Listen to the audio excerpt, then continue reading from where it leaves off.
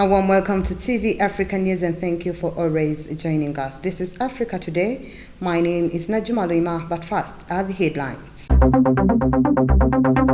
Museveni retires UPDF generals and historical other senior officers of the UPDF. Supreme Court clears military to continue trying civilians until appeal is disposed of. The first ever national wildlife census in Kenya has begun. And in sports, FIFA releases tentative dates for resumption of football after COVID-19 second wave. A warm welcome once again, and now the news in detail. President Museveni, who is also the Commander-in-Chief of the Armed Forces, on Thursday witnessed what he termed as a success of a miracle as he saw off 14 retiring generals, historicals and 604 other senior and junior officers of the UPDF. The colorful function held at State House in Entebbe was witnessed by family members and friends. Nalugo has more.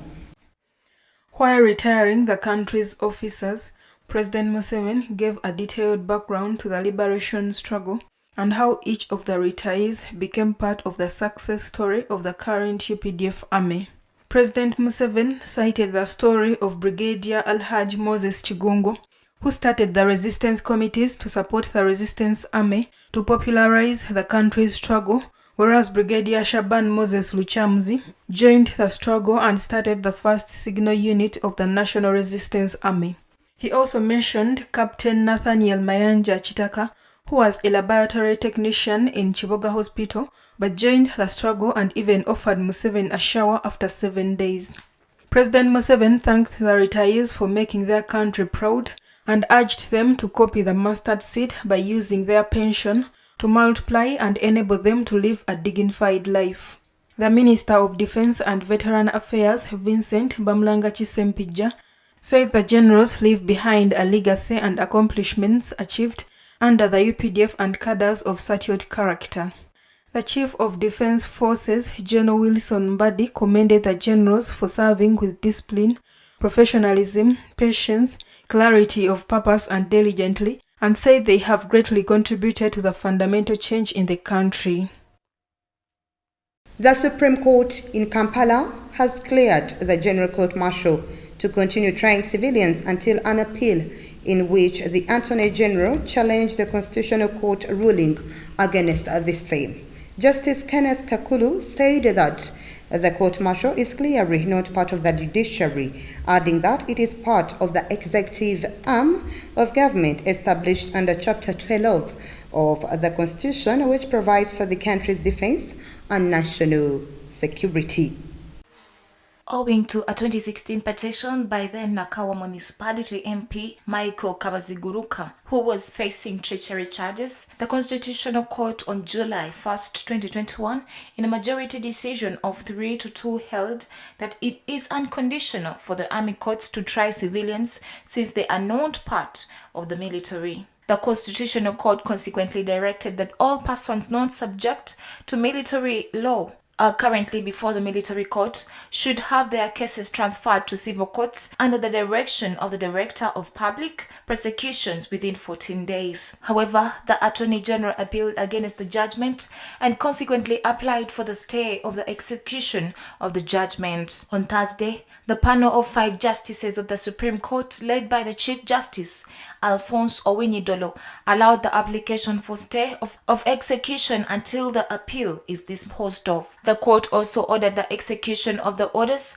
by the Constitutional Court is now halted until the appeal by the Attorney General in the case is heard and disposed of. The Supreme Court also ordered that owing to the matter in contention for which an appeal has been filed, it should be accorded urgency since it is a matter of public importance. Dr. Kiza Besije has said that there is no justification for government to keep schools closed following the easing of the lockdown. The former Forum for Democratic Change president and opposition strongman said that Government should allow learners to return to school because the infection in children is minimal.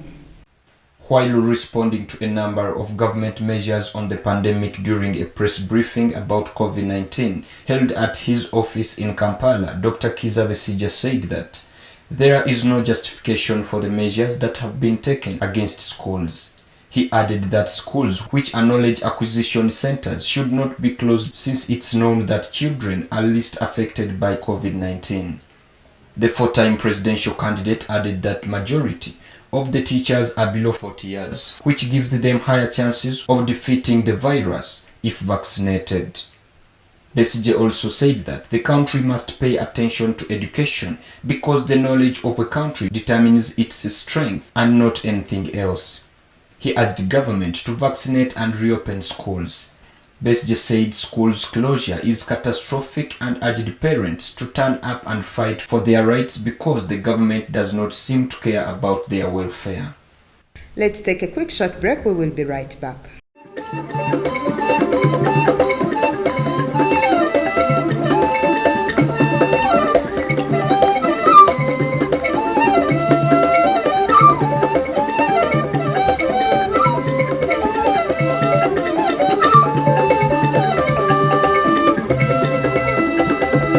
Welcome back. You're still watching TV Africa News, The Right to Know. Tanzanian riot police detained a number of protesting supporters of arrested opposition leader Freedom Mbowe on Thursday as terrorism case against him was postponed. Mbowe and other officials from the main opposition party, Chadema, were arrested last month ahead of a planned conference to demand constitutional reform. The 59-year-old Freedom Mbowe has been charged with terrorism, financing, and conspiracy in a case that has triggered concern among rights groups and some Western nations about the state of democracy under Tanzania's new leader. Mbowe had been due to appear in court in the financial capital Dar es Salaam on Thursday via a video link from prison, but the case was postponed to Friday because of connection problems, according to his defense lawyer Peter Chivatala. Chadema supporters waving placards saying Mbowe is not a terrorist and Free Freeman Mbowe gathered outside the court. Police responded by arresting Chadema protesters who were waving placards saying that Mbowe is not a terrorist and calling for his freedom, according to the party official Twitter page. Chadema also said police had raided its regional office in the capital Dodoma on Wednesday night and assaulted a guard before making off with documents. Mbowe's arrest came 4 months after Tanzania's first female president, Samia Suluhu Hassan, took office following the sudden death of her predecessor, John Magufuli. With uncontrolled poaching, increasing human settlement, and climate change taking a toll on the world's animal populations, including central Kenya, the country has embarked on a quest to conserve endangered species by performing its first national wildlife census. We have more. The newly created Wildlife Research and Training Institute are increasingly turning to plane observation to monitor the state of the country's animal populations. Julius Cheptai, Isiolo County Tourism and Wildlife Director, said that after the data has been cleaned, analyzed and documented in a certain format, they will be able to understand which type of species are available in that particular area, adding that they will also be able to address the issues to do with the human-wildlife conflict in terms of population of those animals that are prone to human-wildlife conflict. According to the Kenya Wildlife Service, the preliminary data are already very worrying, where many of the animals were spotted around watering holes close to people's homes, a sign of extensive human encroachment into wildlife territory. Kenya's first national wildlife census takes to the air after launching on May 7, 2021. The census is conducted through partnership with the Ministry of Tourism and Wildlife, the Kenya Wildlife Service, and the newly created Wildlife Research and Training Institute. Today, we look at a tale of one of the heroes of Cameroonian history, Rudolph Douala Manga Bell, who stood against the Germans in the 1910s in Cameroon. His courage and strong determination earned him the right of a martyr and hero in the history of the Douala people and thus of Cameroon. This play tells the story of the Douala people in Douala, the economic capital. The play indeed is an adaptation of the book by David Mbamuga Eyombwani entitled Ngumu Anjemi, which is in fact the story of a hero, Douala Mangabel, crowned Douala chief, a resistance fighter against Germans, although he was trained by them. He was found guilty of high treason and hanged on August 18, 1914. A staged presentation that allowed the public to discover new talent, such as the main actress Joelle Mafedom. The theatre remains unique, according to the director. This is because it transmits warmth and emotions. Moreover, it is an excellent channel for disseminating and promoting Cameroonian culture, because many people have discovered a history they were not aware of. Maxime Bakop further stressed that the play was a way for them to awaken the consciousness of Cameroonians to allow their children, little brothers of their generation, who do not know the true story of Rudolph Douala Mangbel. This group of young Cameroonians who decided to promote the strength through the theatres intend to present the play in coming days in Yaoundé before moving on to other projects. Moving on, the Southern African Development Community Ground and Naval Forces have arrived in Mozambique's troubled northern province as part of a combined regional force to quell insurgents who have caused much suffering and whose presence in a member state presents a threat to the whole region. Botswana has deployed 296 troops to Mozambique to join soldiers from the South African Development Community region after regional leaders agreed in June to respond with proportionate force to terrorists in the Cabo Delgado region, who have left a trail of bloodshed and wrecked the country's economy. South African media reported yesterday that the country's South African National Defense Forces showed its presence in the Indian Ocean heading to Cabo Delgado as the region moves in to help Mozambique deal with the terrorists who have killed about 2,800 people in cold blood and displaced over 800,000. As part of the Zimbabwe's contribution last week, Defense and War Veteran Affairs Minister Opa Mchunguri Kashiri announced that President Mnangagwa, who is also the Commander-in-Chief of the Zimbabwe Defense Forces, will be deploying 304 defense instructors too. A status force agreement is an accord that allows foreign troops to deploy into a host country, and presently South Africa and Botswana have signed the agreement with Mozambique. Rwanda, which is not part of the South Africa Development Community, has deployed more than 1,000 soldiers who have killed some 30 insurgents in joint military campaigns with Mozambique. Let's once again take a very quick short break. We will be right back.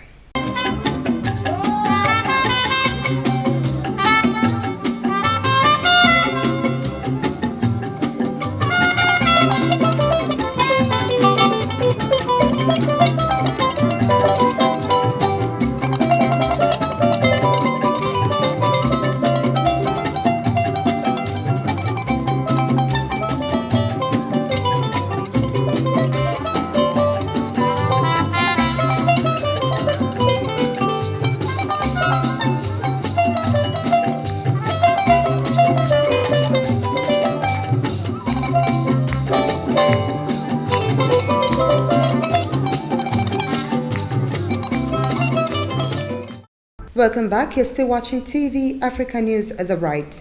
To know in our business news today, the sounds of samba music is once again reverberating through the dance halls of Rio de Janeiro as troops return to the rehearsal floor after months of coronavirus restrictions. While the pandemic forced the cancellation of Carnival for February 2021, many expect a blowout performance for the festivities early next year.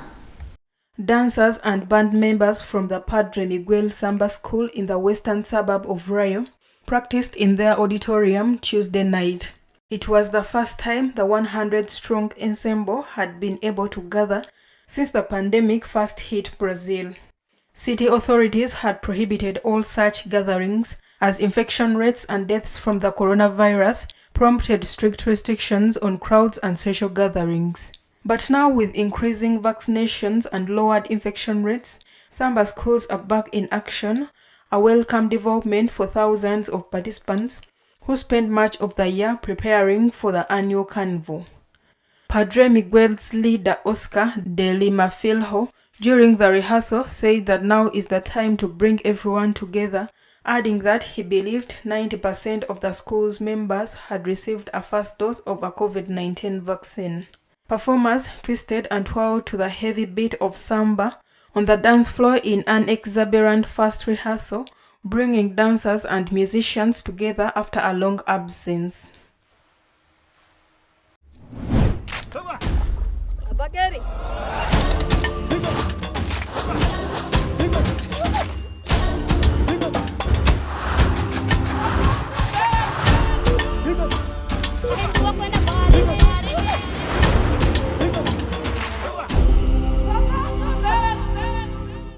In our health news today, Southern Range Nyanza Limited, also known as NITIL, has donated 24,000 face masks to government to help in efforts to control the spread of the deadly virus. The consignment was handed over by Richard Mobiru, the corporate director at NITIL, and Jimmy Mutesansida, the head of marketing, to the Vice President Jessica Alupo, together with Diana Mutasingwa, the state minister in the office of the Vice President.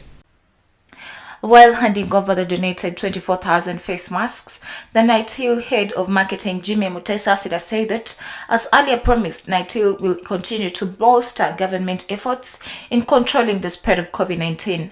He added that a consignment of 24,000 masks to government was an addition to the earlier 30,000 face masks and other personal protective equipment donated to KCCA to protect frontline workers. According to the NITIL corporate director, Richard Mubiru, the company responded to President Museveni's call for local manufacturers to produce products that were initially imported into the country. Mubiru noted that after the onset of the pandemic last year, NITIL established the biggest factory for the manufacture of face masks. He, however, asked for government support to enable them and other local manufacturers penetrate regional and African markets to be able to sell their surplus production and be able to create many more jobs for Ugandans.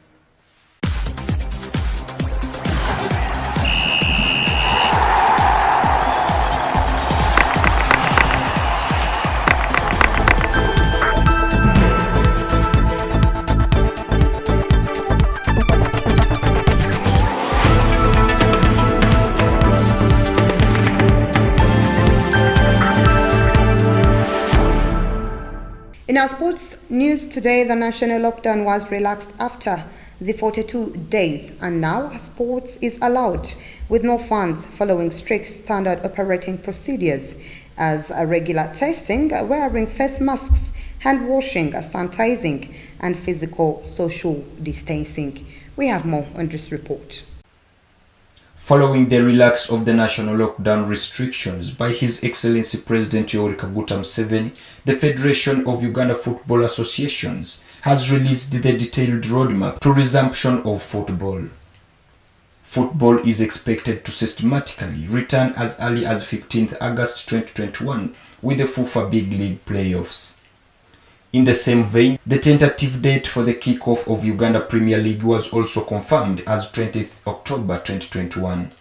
For the second year in a row, the Federation of Uganda Football Associations will hold the promotional playoffs for the Big League at the FIFA Technical Center, Njeru in Wikwe District. This year's playoffs will be played between 15th to 17th August 2021, involving Proline, Nyamtyobora, Gaddafi and Blacks Power. Former Uganda Premier League side Nyamtyobora will battle Jinja's Gaddafi in one of the semi-finals. During the second semi-final, Bukedia's Blacks Power shall take on another top flight Entity Proline. Then the winner of the respective will lock horns in the finale to decide the 16th club to the Uganda Premier League, joining other promoted clubs as Toro United and Arua Hills. Now, before we end our news bulletin today, let's take a recap of our top stories. Museveni retires UPDF generals and historical other senior officers of the UPDF.